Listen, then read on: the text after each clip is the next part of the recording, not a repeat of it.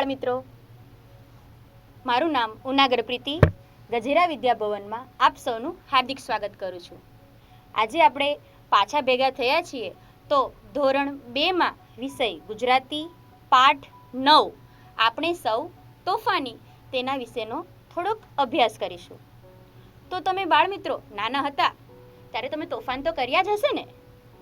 તો એવું જ તોફાન કરવાવાળું એક નાનું એવું બાળગીત આજે આપણે ગાશું. તમે પણ મારી સાથે ગાજો. ચાલો.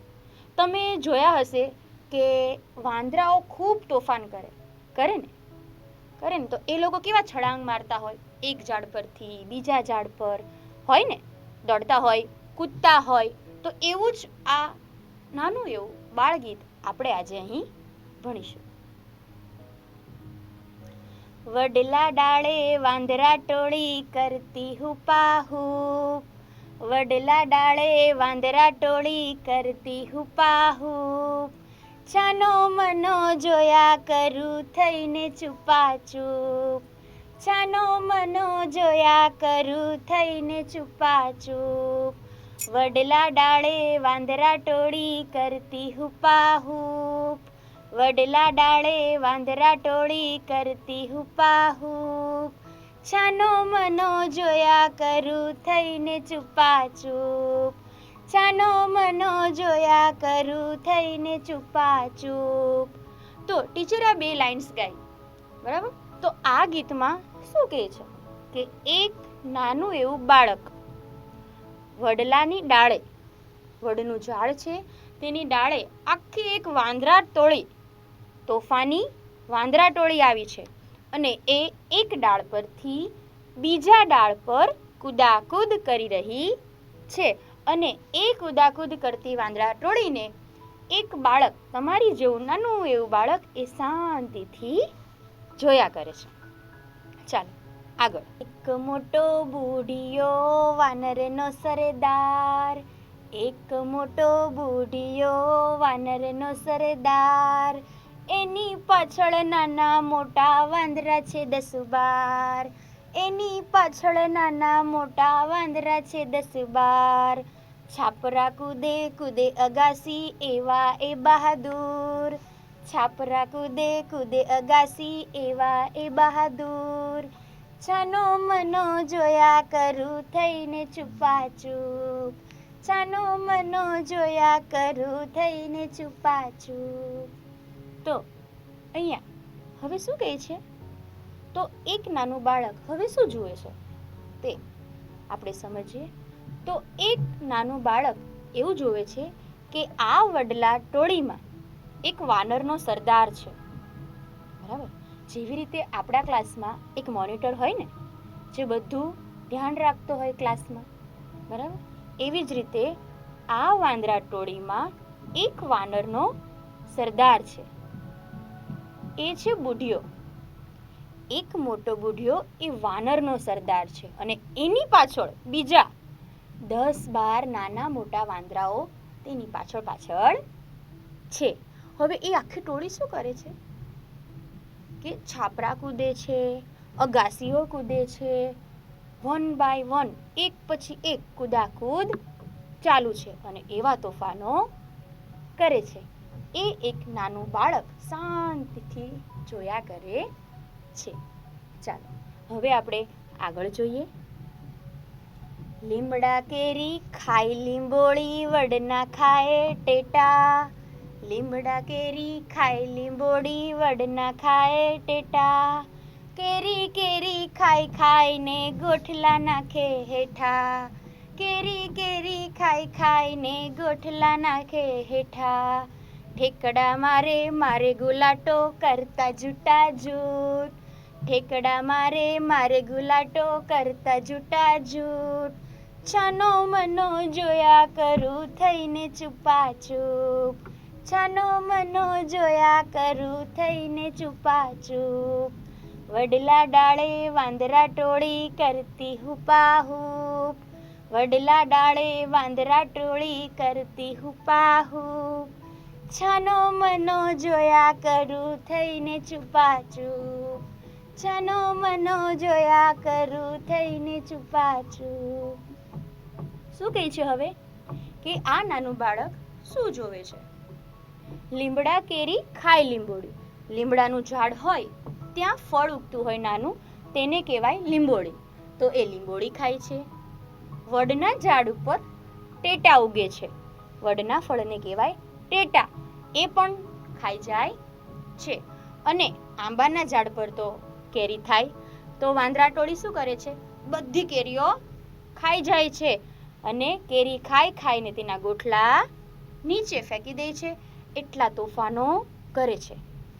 ઠેકડા મારે મારે ગુલાટો, કૂદકા લગાવે છે, ગુલાટો મારે છે અને ખાવા માટે એકબીજા સાથે જૂટાજૂટ કરીને તોફાન કરે છે. એ એક નાનું એવું બાળક શાંતિથી જોયા કરે છે. બરાબર બાળકો? તો આપણે અહીંયા આ બાળ ગીત જોયું.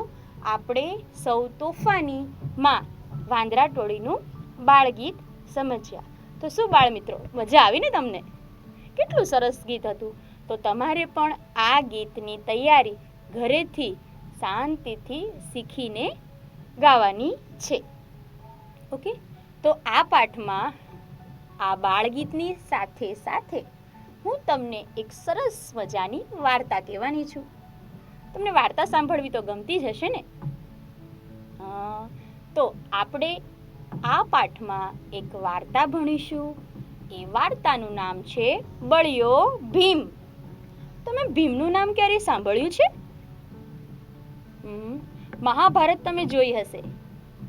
મહાભારતમાં એક ભીમનું પાત્ર છે, બરાબર? જેમાં 5 પાંડવો છે અને 100 કૌરવો છે. 5 પાંડવો અને તેના બીજા 100 ભાઈઓ પણ છે. 5 પાંડવોમાં યુધિષ્ઠિર, ભીમ, અર્જુન, નકુલ અને સહદેવ, આ 5 ભાઈઓ છે. બરાબર? તો એ ભાઈઓનું હું તમને થોડીક જાણકારી આપું. યુધિષ્ઠિર છે એ ખૂબ જ ધર્મ પ્રત્યે પ્રેમ ભાવ રાખવાવાળા, નીતિ નિયમવાળા એ આ યુધિષ્ઠિર છે, જે રાજા છે. પછી છે ભીમ. એ તો ગદામાં એટલા પારંગત છે અને એટલા બળવાન છે કે ન પૂછો વાત. પછી છે અર્જુન. અર્જુન તો બાણાવરી અર્જુન, જે બાણની વિદ્યામાં ખૂબ જ પારંગત છે. નકુલ, એમને ઘોડેસવારીનો ખૂબ જ શોખ હતો અને તે દેખાવે પણ રૂપાળા હતા. અને 5મો ભાઈ છે સહદેવ. એ સહદેવને એની પાસે એવી વિદ્યા હતી કે ભવિષ્યમાં શું થવાનું છે એને પહેલેથી જ ખબર હોય. એ બધું જ જાણી શકતા હતા. પણ જો કોઈ પૂછે તો જ એ તેનો જવાબ આપી શકે એ વચનથી તે બંધાયેલા હતા. એટલે પહેલેથી જ ભવિષ્યમાં શું થવાનું છે એ કોઈને કહી શકે નહીં. બરાબર? આ 5 ભાઈઓ 5 પાંડવો તરીકે ઓળખાય છે. આપણે મહાભારતમાં જોયું જ હશે. બરાબર? તો આ મહાભારતમાં ભીમનું જે પાત્ર છે એ જ્યારે તમારી જેવા નાના હતા તો બાળપણમાં તેના સાથે ઘણા બધા બનાવો તો બન્યા જ હશે. તો તેમાંનો એક પ્રસંગ આજે આપણે આ બળ્યો ભીમ વાર્તામાં ભણવાના છીએ. તમને પણ મજા આવશે.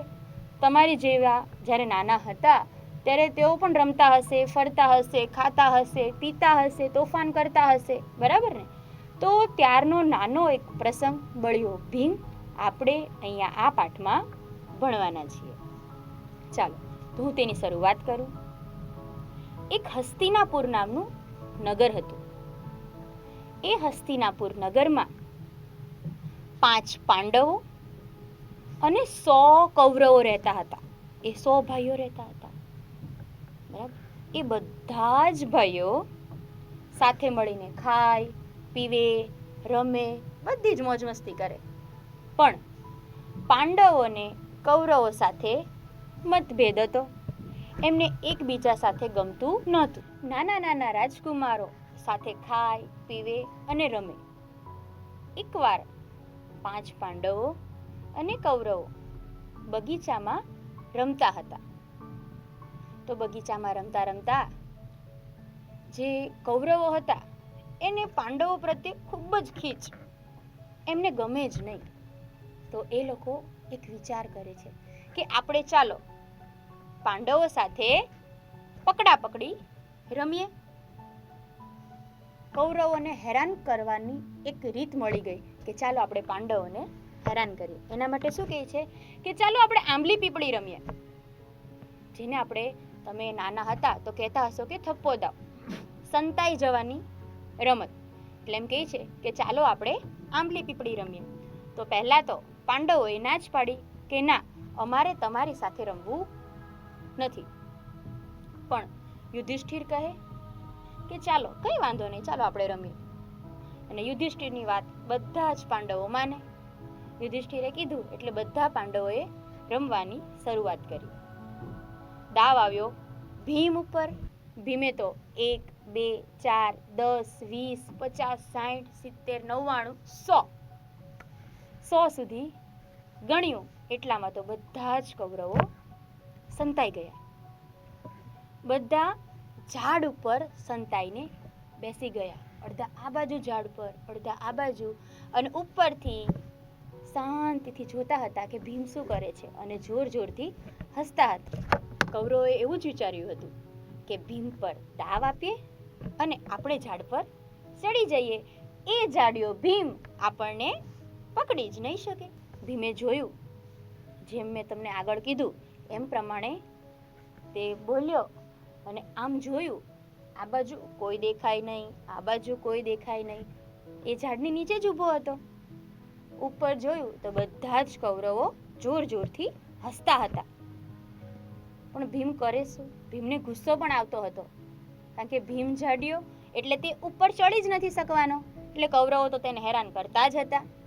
એ વાત પણ સાચી છે. તો શું થયું હવે? કૌરવો ભીમને ખીજવા માંડ્યા, જોર જોરથી બોલવા લાગ્યા, ઝાડિયો ઝાડિયો ઝાડિયો ભીમ ઝાડ પર ચડશે કેમ? આંબલી પીપળીનો દાવ દેવા આપણને એ અડશે કેમ? એવું જોર જોરથી બધા ગાવા લાગ્યા. ભીમે વિચાર્યું, હા, આ વાત તો સાચી છે કે હું આ લોકોને ઉપર કેવી રીતે ચડીશ?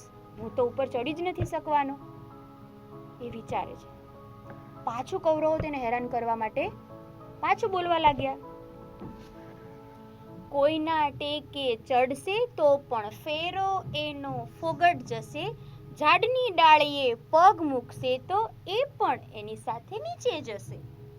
એટલે પાછો ભીમ વિચારવા લાગ્યો, આ વાત પણ સાચી છે કે હું ઉપર ચડીશ તો પણ હું એમને પકડી જ નથી શકવાનો, અને ડાળી ઉપર પગ મૂકીશ તો ઝાડની સાથે હું પણ નીચે પડી જઈશ.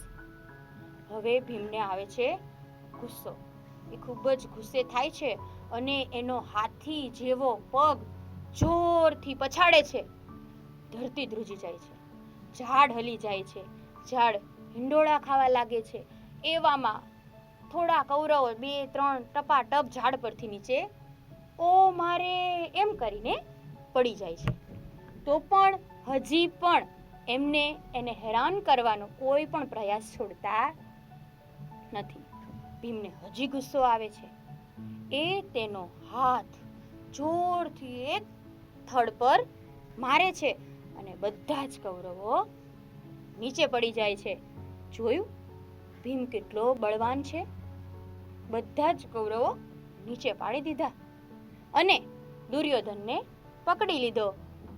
બરાબર, અને તે આઉટ થઈ ગયો. અને હવે કોનો દાવ આવ્યો? દુર્યોધનનો. દુર્યોધન છે જે 100 કૌરવો છે ને એમાંનો એક ભાઈ. બરાબર, તો તમે સાંભળ્યું?